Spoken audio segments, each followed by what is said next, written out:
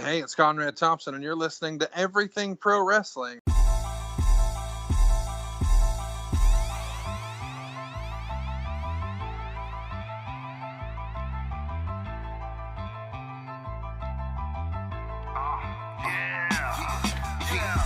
the fans, for the fans, not many in this can understand, this the podcast to show you who I am, Conrad Cushman, the legend in the plans, please listen every day to the showcase, the opinions and knowledge that anyone can take, showing you how it is done, proving I am number one, what a legend becomes, this is now my time to show you that I am here, this podcast just to make it loud and clear, by the fans, for the fans, not many whose head can understand everything pro wrestling, it can never be you. Listen to the podcast here for the people, the best show that's here, so listen in. Let the knowledge begin, the opinion and the lesson, yes. Folks, welcome to Everything Pro Wrestling. Everything Pro Wrestling is a show by the fans, for the fans. I'm your host, Conrad Cushman, and I'm being joined today by another Buffalo local. So make sure you guys show some respect. I know we lost this week, but we're going to still show some respect. Chris, how are you doing? So I feel like I shouldn't even introduce you. Like you're the master of ceremonies. You're the ring announcer. He's in comedies. He acts. He does it all. He does it all.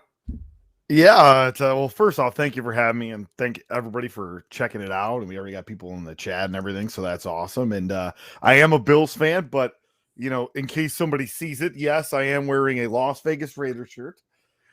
Boo! I was recently there back in September. I had a friend who works for the organization, so I got to check out the new stadium and everything, and doing scouting for what I think the new Bill Stadium should look like. That's how I see it. Yes. All right, as long as it's in the right part of town, if you know what I'm saying. Yeah. It up. Good. That's pretty dope. Chris, you have a lot of stuff that we're going to talk about in all of this. So if anybody comes in and you guys are just checking it out, make sure you tell everybody, like the video on YouTube, give us a follow on Spotify, Apple Podcasts, Google Podcasts, wherever you're listening to this, and check out everything for Chris. I'm going to have links in the bottom afterwards, and you guys can go check out Chris and see any of his work that you may be interested in. Chris, it's Thanksgiving week, and we've got a lot to be thankful for. So thank you for, number one, coming on the show. You've been somebody who I've had my eye on for a long time, just because when I go think of like local independent wrestling in Buffalo, New York, you're the first face that I usually think of. Wrestlers come and go, but I've seen your face for a long, long time, and like all the posters, the pictures, the background, and it's crazy. How did you get into this crazy world that we call pro wrestling? You can start from the beginning, or you can start from ring announcing days. Well, we'll do some backstory. First off, as a fan, I started really getting into it in 95, 94, 95. I can remember like memories as a child. Like my mom took me to the Niagara Falls Convention Center in 93, Undertaker versus Yokozuna and all that fun stuff. But I can remember like 1995 was, I think, the first time I fell in love with wrestling. And we didn't have cable, but we had the rabbit ears. And with those rabbit ears, man, you could get so much wrestling. It was insane. I would get WWF Superstars. I'd get the Canadian version of WWF Superstars. I would get a replay of Nitro that was on some random Canadian station on Sundays. And I would get WCW Pro, which I cannot, if I remember correctly, aired on a Christian station. Don't know why it did, but it did. And then there was Channel 67. I've talked about this on my other podcast. Channel 67 was the holy grail for me. On Saturdays, they would air Smoky Mountain, USWA, and ECW. Was that Empire?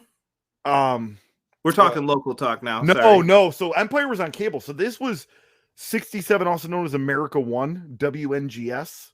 America One was synonymous with showing like independent wrestling and just kind of off the grid type wrestling and all that. Like they had for years, they had Wild Side on and all that. So I, So, I don't know if I don't know if you youngsters in the chat know, but it was a struggle to watch like ECW and the stuff he's talking about. It's not as abundant as it is today.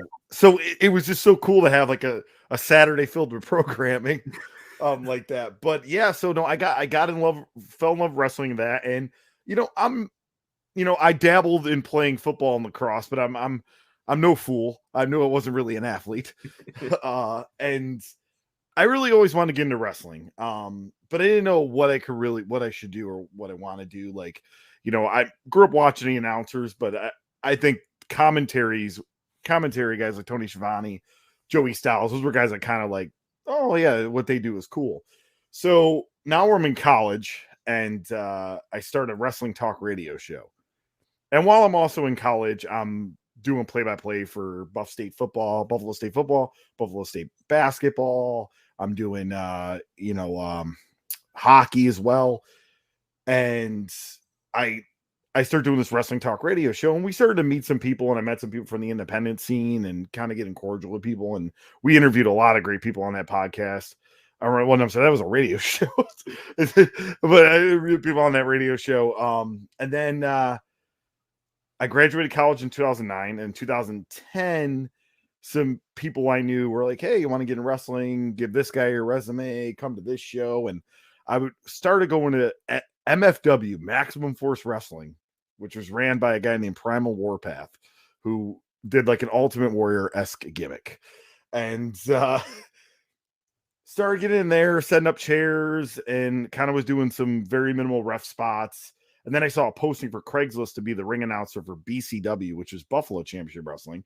Messaged the guy really liked that I had an actual media background, and I knew wrestling. And it just kicked off from there. And 10-year anniversary is a couple weeks away. December 8th, 2011, I made my ring announcing debut. Brody Lee was the first guy I ever ring announced in the ring. He went against Jordan Lennox, and so that was and from there it's now I work for like 5 promotions, and I also do MMA and kickboxing and all that. So that is incredible, the background and everything that you have going along with it. Like that's so interesting, because I used to try to get into a lot of that stuff. So it's funny, we're not too far off in age, I don't think. And I used to look up like the BCW page, and I remember seeing people like Beth Phoenix. I'm like, Beth Phoenix wrestled locally here? Like, that's crazy. Angelina Love wrestled locally here? That's crazy to me. Like, I never thought Brody Lee even. That's really cool, though, that was the first person you ever ring announced for. That's rest in peace to Brody Lee. Yeah. We cover a lot of AEW on the channel, so I'm sure a lot of people will appreciate that. I see a bunch of people saying that it's awesome to see you in the chat on YouTube. Thank you, B-Boy Skyline. I appreciate that. So growing up, did you have favorite like wrestling personalities per se? Like, was there someone that you just automatically like gravitated towards? There's a couple. Sting, loved Sting. Wait, and honestly, wait. Which Sting? Because there's different versions. This is where I was leading it. I'm a Surfer Sting guy. Yes, I like Crow Sting. Crow Sting was cool, but I'm a Surfer Sting guy. I love Surfer wrong Sting. With that.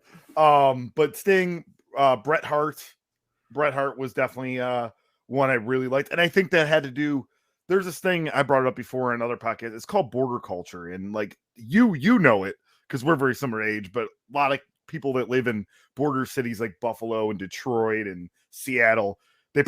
Kids probably don't experience it now, but when we were growing up in the 90s and early 2000s, we could get television from Canada. It was on cable packages, or it was if you had the rabbit ears. And I got a lot of Canadian TV, and Bret Hart is loved. Like, at least in the 90s, he's on everything. He's on hoagie commercials, pizza commercials. And they were, like I said, there was a Canadian version of Superstars, which was very Bret Hart centric almost every episode.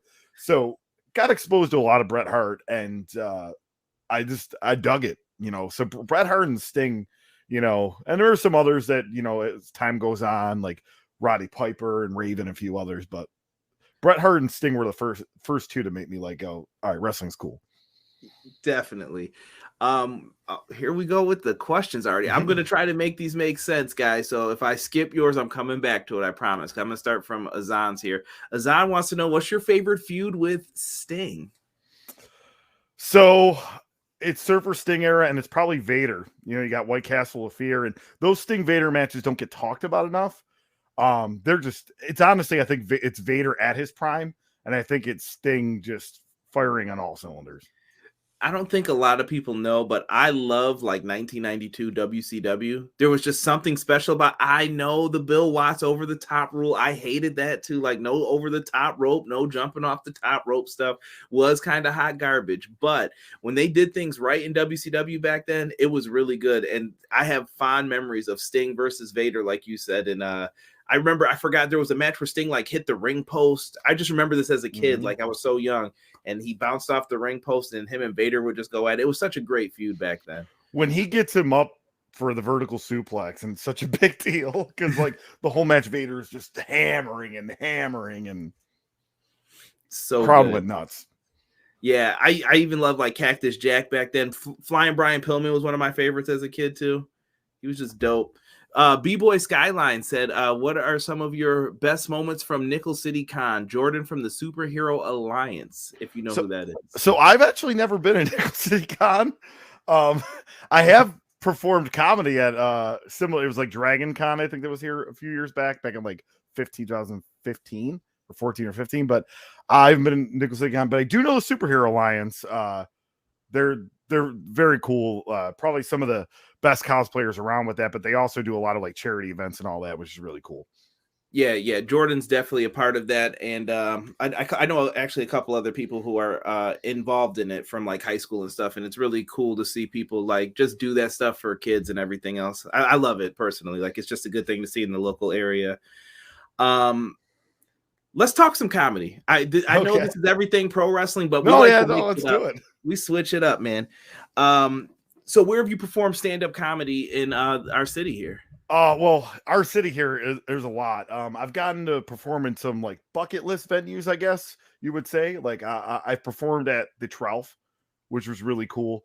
I did it twice. I did an all comedy show at the Trelf, and then I did open up for my buddy who was like a traveling like acoustic singer from like North Carolina like years ago, and I did some stand up before he came on or whatever. So I did that. Sportsman's Tavern, I did a comedy show at one time too, and that's for people not from Buffalo, it's a very cool like blues and like folk and that type of like venue, all that. I performed like Knee Cheese and Mr. Goodbar and Buff State's Rockwell Hall, which was really cool. I've performed at Helium Comedy Club. Now I'm trying to think of all the places, but I've gotten to do a lot of the cool music venues. Haven't done the Tom Ballroom yet, so anyone ever catches that, but I've gotten to do a lot of the cool music venues, and I've performed in like so many bars and restaurants over the city and other places. Yeah, no, that's great. The Trelf is amazing. I love going to see a lot of blues players and stuff. Like, just go there. Like, sometimes there's small obscure people that not a lot of people would know, and it's always like so much fun, in my opinion, to go there and just listen to them play, because you get to feel like the experience more.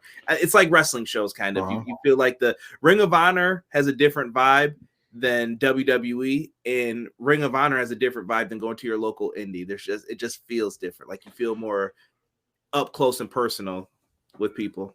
So the Trelf has this cool thing when you're an entertainer, you can sign the wall. And some of those names on there, and they necessarily didn't perform at the Trelf, but they like hung out at the Trelf after. Because I can't remember if it was Kleinhans or Shays that the Trelf had a relationship with or whatever it may be. But like Prince was on there. So I made sure to sign my name very, very close to Prince. Oh, man, that's amazing. Like, unbelievable that you got to perform in all those venues, and that's really, really good stuff. And I want to stay on comedy here for a second. Who are some of your like influences when it comes to comedy? There's such a wide, vast variety of people that you could be influenced by. Is there any one particular performer or television shows that you would say like, yeah, this is what I usually get my comedy from, or this is what inspired me to do it? So I like it's weird because like I feel like the comedy I watch isn't not always necessarily the comedy I do, because I do kind of like witty banter. I'm a big fan of Larry David and Jerry Seinfeld. Like I watch Curb a lot. Like Curb Your Enthusiasm. I quote it daily almost. But like I like that, but my style is more like goofy, weird, like in your face. And with that, I get a lot of that from like Jim Brewer and believe it or not, Pauly Shore. I'm currently I'm going to finish watching Son-in-Law for the millionth time today. It's Thanksgiving week, so you got to watch Son-in-Law. That's okay, buddy. You're all right. and I know there's a bunch of other ones I could say, but like I kind of like my own thing too. Like I have crazy things that have happened to me, and I tell stories, and then I also like make goofy, weird things. Like, you know, my thing is like I'm not trying to like with my comedy's not meant to like offend like a certain this or certain that. You know, some people do it. Mine thing is like, oh look at this weird thing that happened to me, or how about this goofy idea I had? Like, and it's a lot of self-deprecation humor too. Right, and there's nothing wrong with that. Listen, I think as long as you're making people laugh, you're doing your job up there. And there's nothing wrong with that. I know that comedy's in this weird place with how society is right now, but it's really something fun that just influences your soul. And do you have like an all-time favorite comedian? Is it Jerry Seinfeld? It's probably Jim Brewer. It's probably Jim Brewer. Okay. Yeah. Okay. Nice. Now, have you gotten into acting and stuff? Because it seems like you're a jack of all trades. Like I said, you host events and everything else. Is your work more so in like doing the local movies that pop up here? Is it a specific genre? Are you in the theater, or it doesn't matter? So I've done movies that have had connections through people outside of here. Like I actually haven't done a lot of like local like films. I have a friend who I was really good buddies with in college who moved to Los Angeles and became a filmmaker. And once in a while, there'll be an opportunity that I can do either remotely or whatever it may be. And I do it. We did a movie last year. It was actually it was a Christmas movie, and it was all on Zoom. And it was actually a pretty cool idea. I did that. I've also was in a trauma film. The Return of the Class of Nukem High. And there's a scene where I'm at a party. You see me a couple times, and like I think the most you see me is when I run out of the party when there's a fire, because I'm right next to Toxie. For some reason, the Toxic Avenger's there, and I'm running out of the party with them. Hey, listen, you're in it, right? To win. I don't act a lot, but I've gotten to do a couple funny, cool things. I have an IMDb page, so legend. That's it. Yeah. That's solidified right there. Is there anything that you want to get into more so with acting? Like, is there another bucket list item that you haven't checked off yet that maybe you're like, I'd like to get into that? I feel like I'd like to do a few more comedies, like, you know, maybe like a kind of like a feature length comedy. Like, I've been kind of just this goofy like character. It's in there for 5 minutes or whatever. But I think it would be pretty cool to, actually like be like a role like, hey, the weird neighbor, but I have like a lot of dialogue. Okay. Directors, write that down, or if you know someone, pass it along. Getting into your podcast stuff now. Yeah. Now, I know of your Rediscovering the Indies. I want to talk about that first. Yes. What is your inspiration behind that show, and what could you tell someone who's never listened to it before and why they should listen to it? So it's a passion project of mine, and the pandemic kind of like made you like you weren't doing anything, so you're like, oh, it's time to do your passion project, right? And myself and Jonathan Ash, the co-host, we travel a lot together to wrestling shows. Jonathan Ash does mostly like a lot of executive producing, like he does a lot of production and all that. Works for GoPro Wrestling right now and does a lot of huge feds. But we travel a lot on the road together, and we would just talk about these like obscure, not obscure, but like these indie promotions from the 90s or the early 2000s and stories, and we're like, we should do this as a podcast. So basically what Rediscovering the Indies is you have all your history podcasts out there. You have your WCW podcast, your WWF podcast, WWE. You have your ECW podcast. You have Ring of Honor and TNA history podcast out there. But there wasn't anything focusing on independence. Like I scoured. There's nothing. So as far as history, there's a lot of current independent wrestling podcasts, but not like history. So we decide, hey, let's do it. And we once a month, we break down a topic. It's anywhere from 2 to 4 hours, depending on the topic and all that, if we got to break it up into parts. And we talk about we've talked about stuff like XPW and the NWA title after they broke off from WCW, and Dale Gagner and the AWA, and a lot of fun stuff like that. We've done the ECWA Super 8s. We've talked about the history of the Super 8, which is really cool, and got a lot of support from ECWA on that. They were very grateful and very supportive that we did that. And yeah, it's just been really cool. And we do every day on social media. We do this day in independent wrestling history, and it's usually like a title change or like a big match that happened, and on our social media. So just trying to indie wrestling's so in right now, but I want people to know the history of it. And I think that's what we try to do. Yeah, that's very important. To be honest, if anybody's looking for a recommendation for rediscovering the indies, I love the NWA one, the history where you guys were revisiting all of it, and you learn a lot about guys. I won't spoil it all, but like Chris Candido was NWA heavyweight champion. I don't think a lot of younger fans know that. Like, he was the NWA heavyweight champion in a time of transition away from that WCW time period. So it makes things very interesting. Check out Chris's podcast. I promise you, you'll become a knowledgeable fan slowly but surely. And I respect that once it pops up. What do we got here? We got another question that just popped up. As someone who's been around the indies, Azan asks, what do you think about these really young superstars on the indie scene like Nick Wayne and Billy? Is Billy Starks? It's Billy Starks. Thank you. So one of the cool things about independent wrestling now is there is so much of it, and there's so many promotions and promoters willing to take risk. And when I started, somebody, who was 16, 17, 18, you're probably not getting a match for a year or 2 or 3 years in training. And I don't know if Nick Wayne or Billy Starks have trained for a few years before they had their first match, but they're getting a lot of great opportunities at a young age, and they're taking advantage of it. Nick Wayne is the son of Buddy Wayne, and Buddy Wayne was a very, very solid worker, very good worker.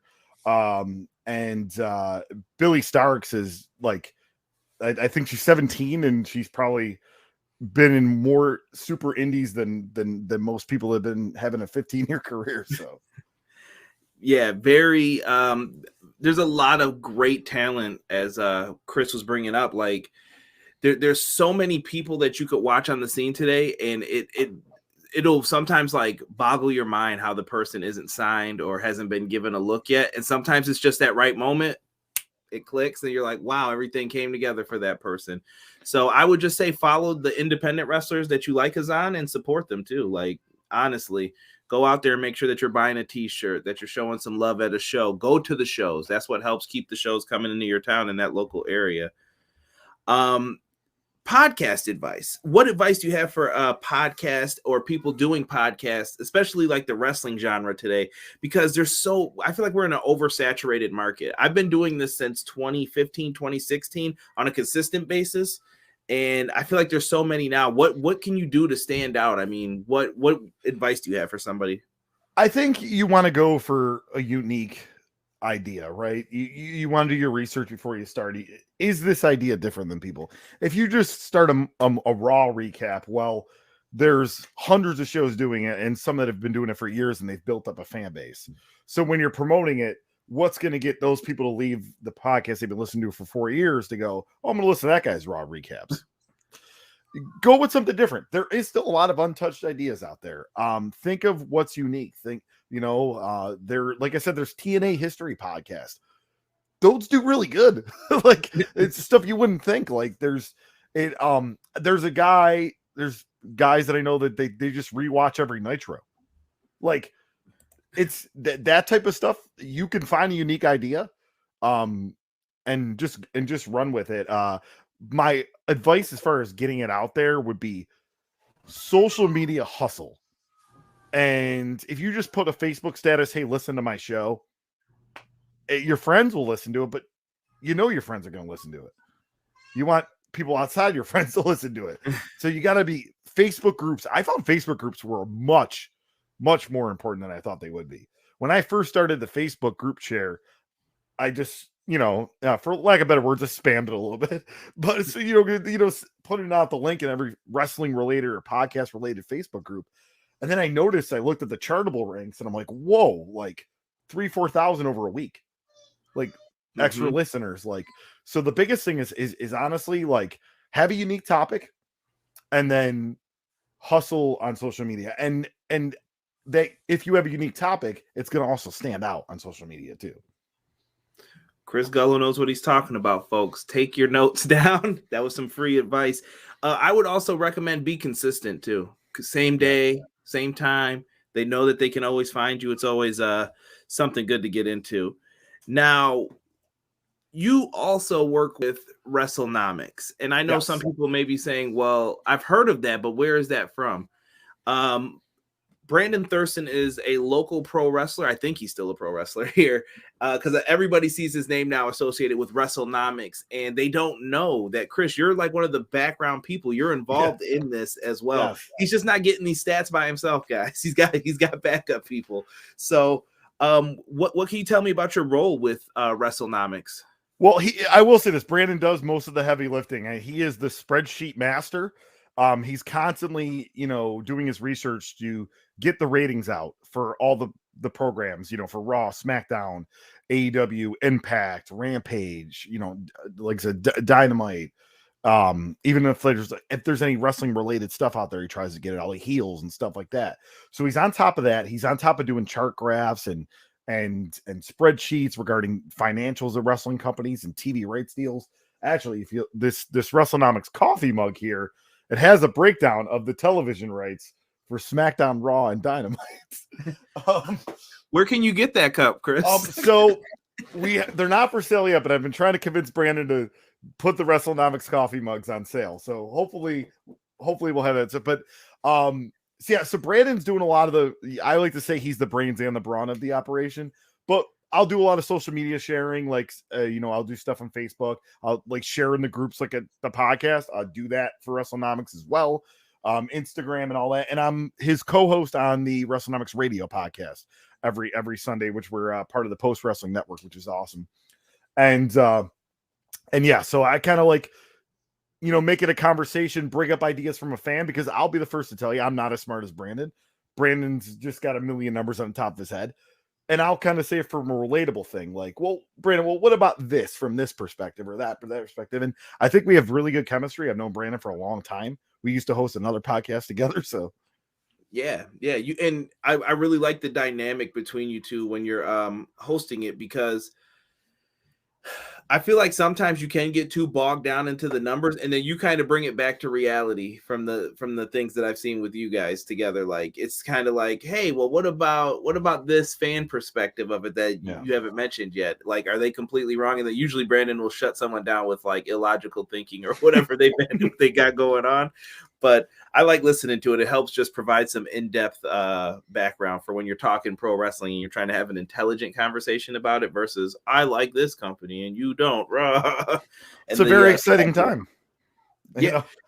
We go way back when it comes to that stuff, and we grew up with it, and then it disappeared for a long time. Yeah. And I have friends or other podcasters who I like do shows with, and they started watching during like that Ruthless Aggression time period. I'm like, dude, you just don't understand what I'm trying to tell you. Like, it's not the same.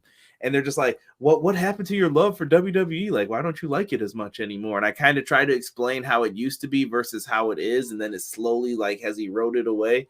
I tell people WWE's like that girlfriend that like pushed you away, like when you were younger, and that's how I feel like it's treating me now. And I'm just like, oh, you guys just don't want me to watch this, I feel like. And I'm like, maybe it's not for me. I'm in that weird type of abusive cycle with it. Variety and different avenues helps every single business. I always make the comic book analogy. Forever it was Marvel and DC, and that's great. But when Image started coming around and Dark Horse started coming around, and it got much more interesting, and the 90s comics exploded because you had all these other, and that's the beautiful thing about wrestling right now. WWE is out there, and they're out there with multiple brands themselves. But then you have AEW, then you have Impact, then you have NWA, you have MLW. Ring of Honor, and I say that because we'll see if they come Maybe. back. But then you also, because we live in this social media culture, and I can message somebody living in all around the other side of the world in 10 seconds. You get New Japan Pro Wrestling, and you get AAA, and a lot of that. You can divulge stuff from all over. I don't know if you probably follow him, WrestleMap, Brian at WrestleMap, and this guy logs wrestling promotions from literally all over the world. Like, so, like, and so if I want, I could just watch some deathmatch promotion from Poland. Like, it's just insane how wrestling is nowadays. Yeah, even with and powerslam.tv, you're getting a free plug here. There's even all those independent ones, and use our promo code EPW show 1 month free on us. I'm not even putting up the graphic, but you guys can get 1 free month of wrestling, and you can just get into so many different things. And that's the best part, I think, about the variety that we have the access to today. And Rob agrees about Dark Horse Comics. He's a big fan. He said it should get much more love than it gets. So many things to love and to hate about pro wrestling sometimes, but usually I like to ask somebody about the business part of it. So I enjoy how you guys put the business spin on pro wrestling when it comes to Wrestlenomics. I've been doing it since I've been doing business classes since high school, and it really impresses my thinking. Is there something that you try to teach fans when you talk to them about pro wrestling, about the business side of things, like they don't understand, or do you let fans stay in their fan lane when you're talking pro wrestling? I mean, I was, I'm a fan still to this day, but I mean, I started as a fan, and if you really have a real interest in that stuff, I mean, I'm always an open resource, and I don't know everything myself, but I think the thing with that I try to convey is that just because you see something on social media, like a line, or like if Dynamite only does 880,000, viewers, or Raw only does 1.3 million, it's literally not the end of the world. We're living in a sports TV, live TV rights era where the numbers that they're getting, they're not the same viewers that were watching in 1998. But in today's world, it's a much more profitable enterprise. So, like, for example, people can complain about WWE's creative, but they're linking 200 million deal year here, 250 million year here. Like they're just so many rights deals. The show last night, everybody kept tweeting out those pictures of, oh, look, there's no fans here. And I'm just like, do you guys understand that they made more money than they've ever made before? They have so many avenues where they're bringing cash flow in, whether it's from a government, whether it's from social media, sponsorships, the Pizza Hut deal. I would love to know how much Pizza Hut paid for that sponsorship on the paper. I put it this way. I'm like the rest of the fans. Creatively, zombies and golden eggs, what are we doing? But you have to remember, they're getting a lot of money for that stuff. And I think that's what I like, and I'm not like defending any companies on that, or, against any companies on that. But that's one of the things I try to convey, is that there's more than just what you're seeing on TV. There's a lot of business side of things and all that. And that golden egg thing, it was ridiculous. Let's just be real. But they probably got a lot of money on that. I say this, though. I wasn't even mad that they did the golden egg thing. Kind of expected it once I saw, like, okay, Red Notice was sponsoring it. But explain what it is. Like, I hadn't seen the movie yet. My friends were just like, yeah, you should check this out. I'm like, okay, if I get some free time, I'll check the movie out on Netflix or whatever. And they're like, it's corny, but you'll get into it. If you like rock movies, you'll get into it. It's the same thing. And I didn't understand it. He's coming out with an egg, and everybody's like, oh, yeah. And I'm like, what is this? And it took me a minute until somebody was like, that's from the movie. And I'm like, oh. I'm like, good job explaining. Sometimes they miss those points with it. And I was just like, frustrated from that standpoint. Like, tell me what it is.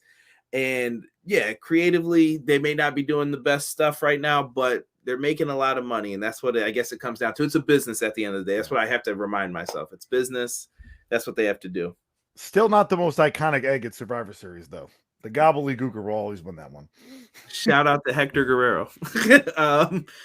So what upcoming projects are you working on right now? Is there anything that you can share with us that's in the works, maybe? I mean, right now, I have a really healthy schedule of ring announcing. I'm at Empire State Wrestling, which we have a show this Saturday night, which I'll plug before we're all done here. I've been working for them. I've been working for Excite Wrestling out of Johnson City, which, Excite Wrestling it's definitely under the radar. People should check that out.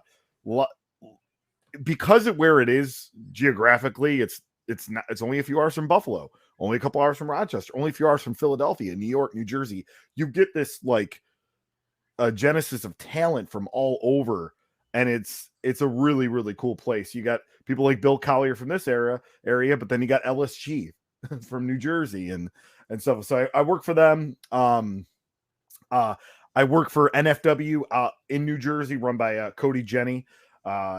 Very cool promotion. You see a lot of the young rising stars in the independent scene in there. I'm working for Upstate Professional Wrestling in Rochester, a bit of independent wrestling staple in Western New York and Rochester for years, and finally part of them. And they got a great young roster from the Flower City Wrestling Academy that have come up and really taken, to use Vince McMahon's words, the brass ring and ran with it. So and there are some couple other promotions I've been talking about making my debut with. I also involved with MMA and kickboxing right now. Kickboxing, I work with Lace Up Promotions. MMA, I work with Ground Force Fights. I got the 2 podcasts, and right now that's where we're at. Things always come down the pike. There was some video game project. Well, there is a video game coming out called Indie Pro 22 on Steam, and I'm going to be one of the characters you can choose there. There's hundreds of characters, so I'm not super special, but yeah. So, I do see this question here, and I will definitely answer that. Oh, you just saw the one that popped up? Yes. Let's see here. I'm going to go to Rob real quick. He says, I know Corny isn't the most popular guy around these parts, but all his BS aside, he's an excellent numbers guy in the business side of things and untouched history buff, in my opinion. Jim Cornette is fascinating. I mean, Chris, you can give your opinion first. I mean, here's the thing. If Jim Cornette is talking about what happened in 1989, under Jim Herd, I'm all ears. He wants to break down the business, how draws went down, all that. I don't really want to hear his takes on current wrestling. That's just me. I don't agree with them. It is what it is. Yeah, the business evolves once it comes down to it. What's up, Ray? Ray from Hog Wrestling. He used to do some stuff out there for them. Thank you for the love, my brother. I appreciate it. So that whole indie scene. I got a friend, Tiff. She does Indie Wrestling Corner. Mm-hmm. She covers a lot of the stuff out in New Jersey, New York City. And like you said, that's really good stuff. And when you brought up Excite, is that the promotion where Silver and Reynolds would go to even from time to time and wrestle there? Yep. You guys never know who's going to pop up at some of these independent shows. So I would highly recommend it as well. Ethan Page and Davey Richards on the next one on Saturday, December 3rd.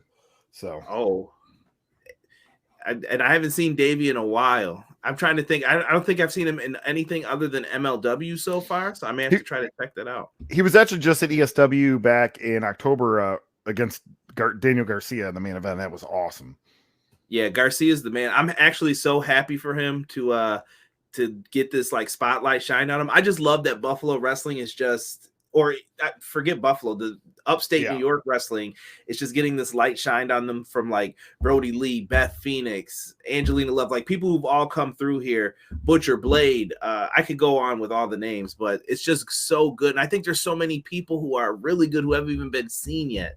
So I would really recommend people do that. This is the question. Yeah. This is the question. All right, go ahead.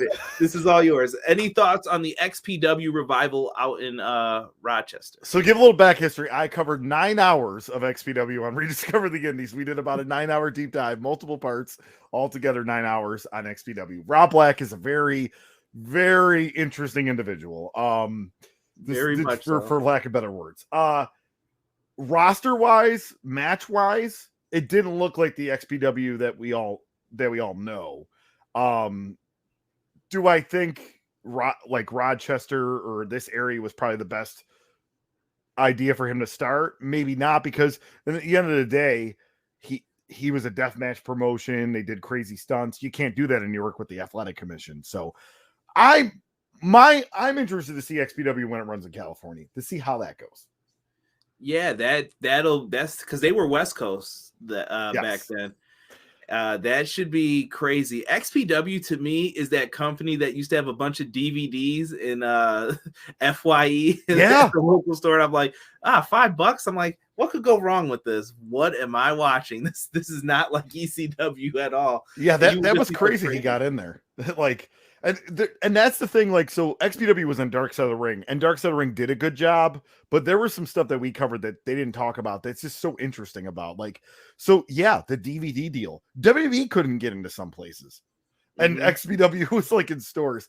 And I think like some of the crazy stories was, so when he wanted to go to the East Coast, he bought the exclusive rights to the ECW arena. He was supposed to have them for at least a year, I guess. So Ring of Honor couldn't run there, CCW couldn't run there, 3PW couldn't run there. And he ran like one show and then couldn't afford to keep paying the lease to have it for the rest of the year. Stop paying. Yeah, that's wild, man. And you know what's the crazy part? He probably had a lot of like a foot in the door. Well, something else, honestly, in the door to get those DVD deals. So they have a crazy history. If you guys don't know it, definitely check out Chris's work on Rediscovering the Indies. Mounty's Corner, he said, sup, who would Chris want to introduce the most if you had to choose, past and present? Oh, so past, probably, well, this is a good question. Probably Eddie Guerrero. Eddie Guerrero would have been cool. I find myself, I'm a WCW kid when it's all said and done, and especially the cruiserweight division was like my favorite thing. And I've gotten to ring announce Ultimo Dragon, which is just absolutely phenomenal. But Eddie Guerrero would have been very cool to ring announce, you know. And as far as present, there's a few people that I'm like, I hope soon. You know, they're more like legends that are still working, but Juventud Guerrera, I want to ring announce, as well as Psychosis. But I think if we're going current, I think Roman Reigns and Kenny Omega. I'm just gonna go that big. I've never ring announced either of those, so that would be absolutely wild. Chris, now usually before I let you get out of here, I like to play a game. We always do it where I'll just name some things. You can tell a story. You can give an answer to something. So the first thing I have down here is Howard Finkel. Inspiration, one of the best. And it's not just ring announcing. Howard would watch stuff from other products and let Vince McMahon and Bruce Pritchard and all those guys know what was going on. The Finkel Report, they called it. And Howard was just like a true fan and really wanted what's best for the business. And I try to walk in his footsteps when it comes to that. I know people look at me and they call me Little Fink because the way I look, and I'm not trying to copy anybody's style. It's just I happen to be bald.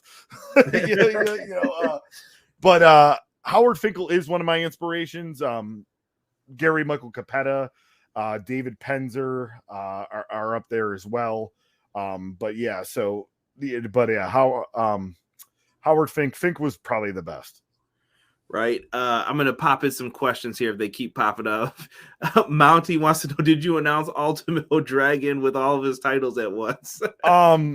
Unfortunately, I did not. He did not have any of his belts, and I would have loved to do that. So, yeah, I was at if it's the same show that happened a couple years ago, I was at the show where he was announced, actually. And you were ring announcing on that card, I remember. I think that was the one with MJF and everybody. Yeah.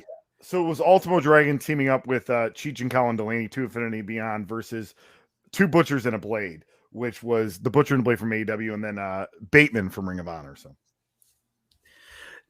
that'd be an interesting team, actually, now that I think about it. But I digress. So next I have on the list, Andre the Giant. I mean, legend.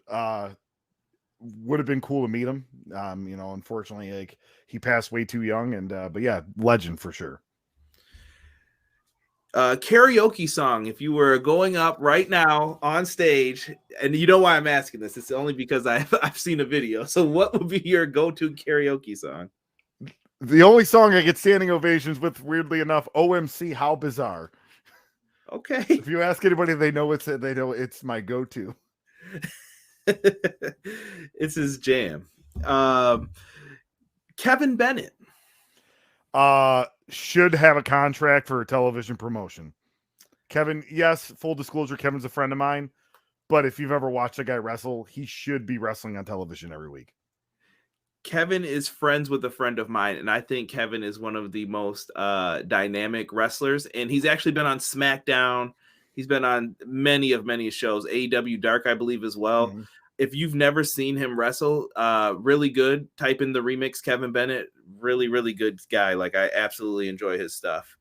Your favorite actor or actress in films? You can actually do both. Well, actor... That's kind of a tough question. Probably like Larry David and Seth Rogen for a tie. As far as actress, big Lily Tomlin fan. Love Lily Tomlin, and I think I'm more of a current day. Emily Blunt. Anything Emily Blunt's in, I'll watch. Okay.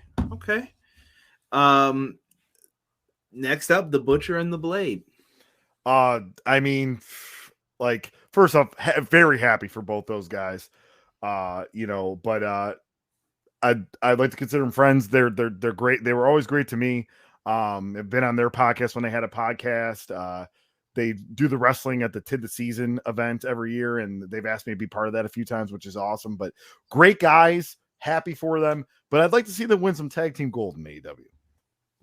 I think the day will eventually end up coming for them. I keep explaining to people, old school reference here, but I feel like they're going to be like the Acolytes. There's going to be some team that everybody loves. They're like, yeah, they're going to get a nice long title run one night on Dynamite. Boom, full blade, and we'll have new champs. That's just a prediction that I've been saying for a long time. Next up, I have AEW as a whole. Great for the wrestling business. Another place for guys to work. Another place for exposure. We talked earlier in this podcast about there's so much great independent talent. I mean, we remember watching wrestling shows when we were young, and there would be the enhancement talent in the ring, and it's like the guy looked like he was a plumber, and like you never knew who these guys were, and they'd get beat up in 2 seconds. And now it's like, oh, I'm gonna flip on AEW Dark, and the guy that's the enhancement talent is Ricky Shane Page. Yeah. They're giving exposure and giving a lot of great independent wrestlers, an opportunity, and it gets their name out, and then more indie promotions want to book them. And so I think AEW is now competing with WWE for TV rights deals. That's going to go down a couple of years. I think it's great for the business, and not just the competition wise with WWE, but I think the open door policy they're doing other promotions, as well as what they're doing, for the independent wrestling talent. Feels more like an independent contractor should feel, in my opinion. Justin Roberts. One of the best. Justin Roberts, one of the best out there. He's been consistently great for a long time. Absolutely love him. And Thanksgiving, what does that mean to you? What are you thinking about this? It's just kind of nice to see family and friends. I mean, for me, for Thanksgiving, it's crazy to think. I know when Thanksgiving's coming up, Wrestle Bash is usually coming up, and it's my favorite show of the year for Empire State Wrestling because it's like our WrestleMania. So when I know it's Thanksgiving time, I'm gonna have some Thanksgiving, which I'm a vegan, so I'm gonna have some vegan turkey, watch some football, and then it's put up Christmas decorations, and then it's time to get ready for Wrestle Bash. So that's what the holiday means to me. I love it. I've got some questions here from Twitter.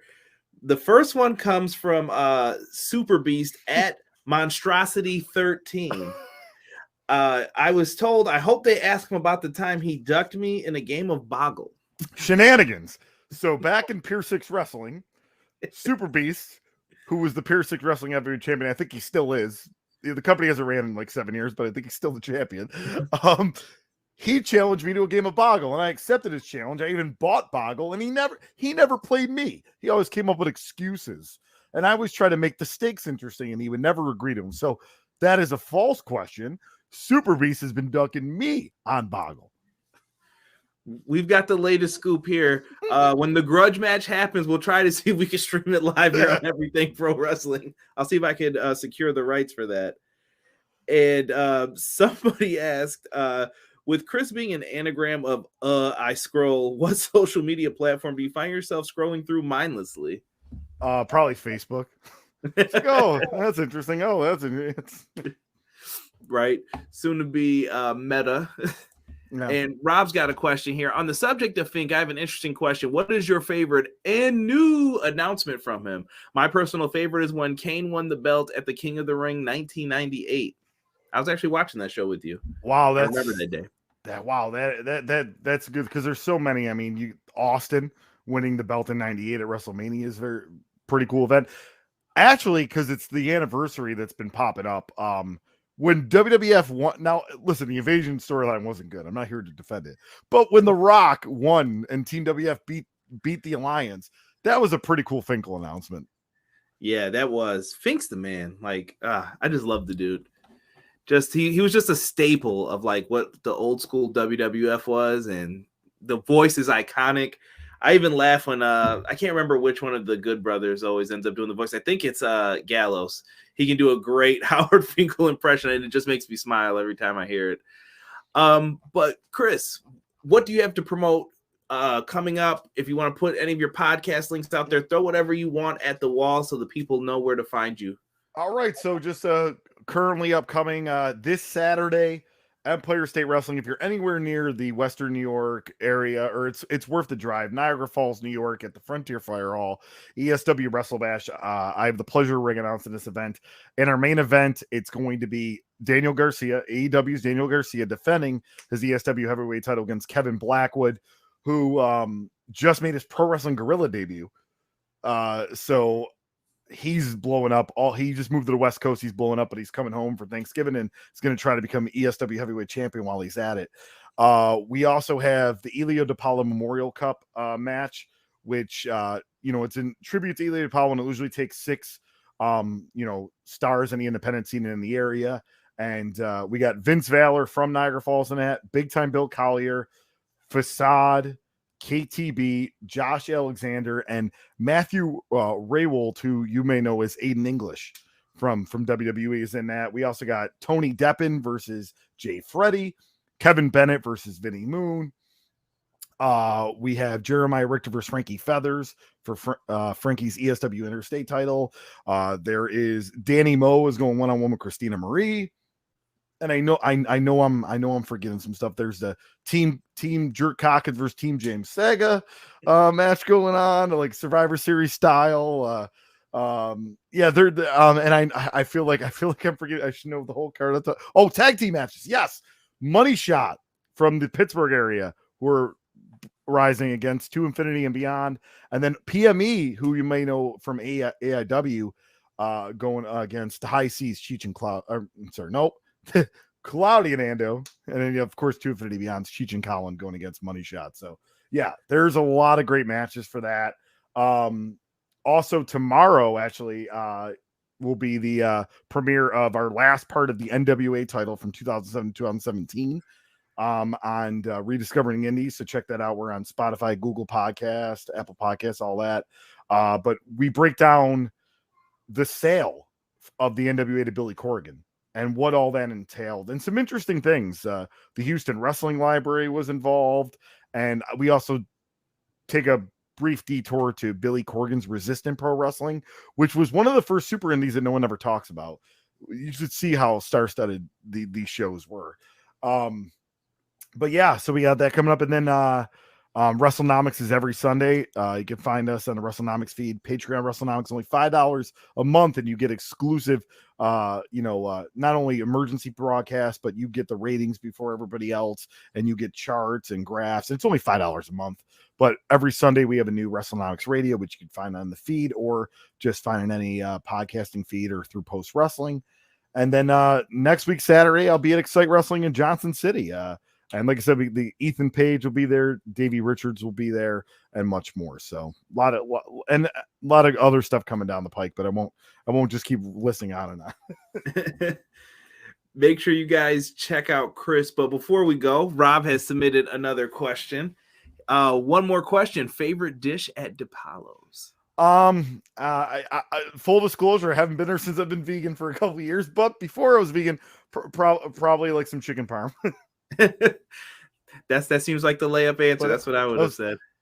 Before I was vegan, I gotta let the I don't need somebody trying to cancel me for the vegan culture. Oh, he ate chicken parm before I was vegan. Fickle. Yes.